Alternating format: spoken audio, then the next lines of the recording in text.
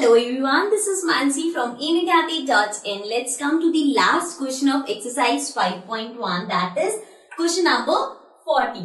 In the adjoining figure, name the following pair of angles. Adjoining figure means ये figure आपको given है, इसकी help से आपको यहाँ पे 5 पार्ट्स गिवन है जिसको आपको एंगल्स बताने हैं कौन कौन से होंगे. I have written only 2 parts. पहले हम ये दोनों पार्ट्स करते हैं. The first is obtuse vertically opposite angles. Now vertically opposite angles आपको पता है कौन से होते हैं, इसमें obtuse लिखा है.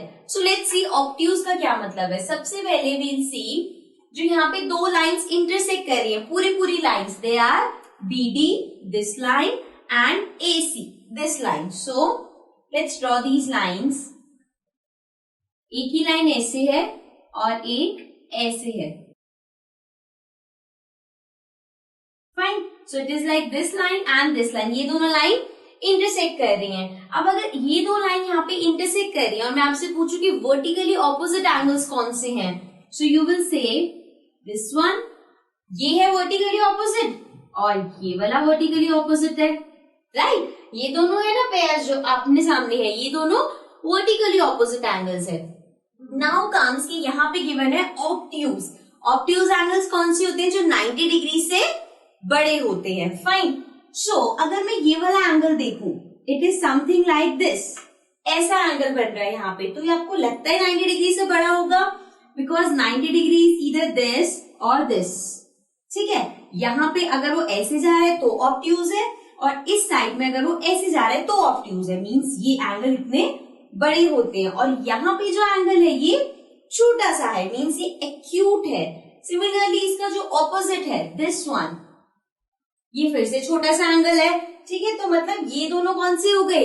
Acute angle, means acute vertically opposite angles. अब हमें जो चाहिए, अब यहाँ पे अगर आप देखोगे it is like this and this, ये एंगल है, और जो ऊपर है it is like this and this, ये दोनों है, राइट? ये वाला एंगल और ये वाला एंगल. सो ये दोनों 90 डिग्री से बड़े हैं, मीन्स ये ऑब्ट्यूज एंगल है. तो यहाँ पे अगर वर्टिकली ऑब्ट्यूज एंगल पूछा है तो वो ये दोनं होंगे. एंड इस फिगर में ये दोनों कौन से है? एक ये है और एक ये है, right? So now let's name it AOD. ये वाला angle AOD and BOC, this angle BOC.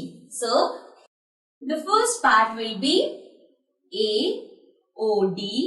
You can also write it as angle AOD and angle BOC. Got it? ये वाली वर्टिकली ऑपोजिट क्यों है? बिकॉज ये ऑब्ट्यूज है, बाकी दो पेयर्स हमारे पास एक्यूट है. Fine. Now let's come to the second part, adjacent complementary angles. Complementary angles कौन से होते हैं? जो 90 डिग्री फॉर्म करते हैं. और अब हमें साथ में क्या दिया है? एडजेसेंट. एडजेसेंट मतलब साथ वाले angles. So let's again understand this part. अब जो हमारे पास फिगर गिवन है, इसमें 90 डिग्री कहां कहां बन रहा है? एक ये वाला बन रहा है like this, EOD 90 degree form कर रहा है. Let's draw this. This is E, this is O and this is D. ये बन रहा है ना, ये हमारे पास 90 डिग्री फॉर्म कर रहा है. ठीक है, एक ये हो गया, एक ये वाला हो गया, that is EOB. EOB, this one, ये भी यहाँ पे 90 डिग्री फॉर्म कर रहा है, राइट? अब आप देखोगे जो वो वाला 90 डिग्री है वो पूरा एक एंगल मिलके 90 डिग्री बना रहा है, लेकिन यहाँ पे हमें पेयर ऑफ एंगल्स बताना है और एडजेसेंट बताना है. ये दोनों में तो, ये पूरे एंगल में तो कोई भी एडजेसेंट नहीं है, लेकिन अगर मैं इसमें चाहती हूँ तो यहाँ पे बीच में भी लाइन है, मीन्स कि ये angle, this is A, so EOA and AOB which is this, ये दोनों एंगल मिलकर यहाँ पे 90 डिग्री फॉर्म कर रहे हैं, राइट? और ये दोनों एडजेसेंट एंगल्स भी है बिकॉज सेम आर्म है, इनकी सेम वर्टेक्स है, और जो अनकॉमन आर्म्स है वो इधर साइड्स पे है. ठीक है, तो ये दोनों एडजेसेंट एंगल्स भी है और ये दोनों 90 डिग्री भी फॉर्म कर रहे हैं, means adjacent complementary angles. Fine. सो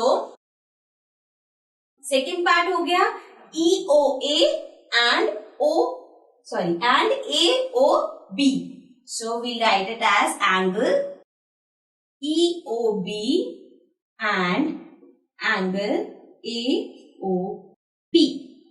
ठीक है, सो EOA and AOB, these two angles are forming complementary angles and they are adjacent angles. Fine.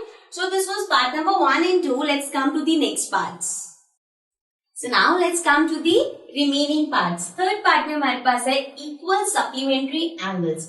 First thing, supplementary angles कौन से होते हैं? कोई भी angles जो मिलके 180 डिग्री बना रहे हैं. ठीक है, इक्वल. अब हमें ऐसे देखने हैं जो दो एंगल्स बनाए वो भी इक्वल होने चाहिए. Let's see. सबसे पहले अगर वो 180 डिग्री बना रहे हैं तो वो एक स्ट्रेट लाइन पे होगा.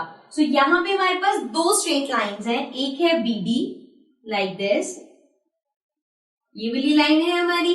एक है हमारे पास AC which is like this, A and C. ठीक है, ये दो हमारे पास स्ट्रेट लाइंस है एंड यहाँ पे दोनों में हमारे पास OO पॉइंट है. मीन्स जो एंगल बनेगा एक ऐसा बनेगा 180 का और एक ऐसा लगेगा. Over here you can see this is BOD, तो ये एंगल ऐसे बनेगा एंड AOC में ये एंगल ऐसे बनेगा.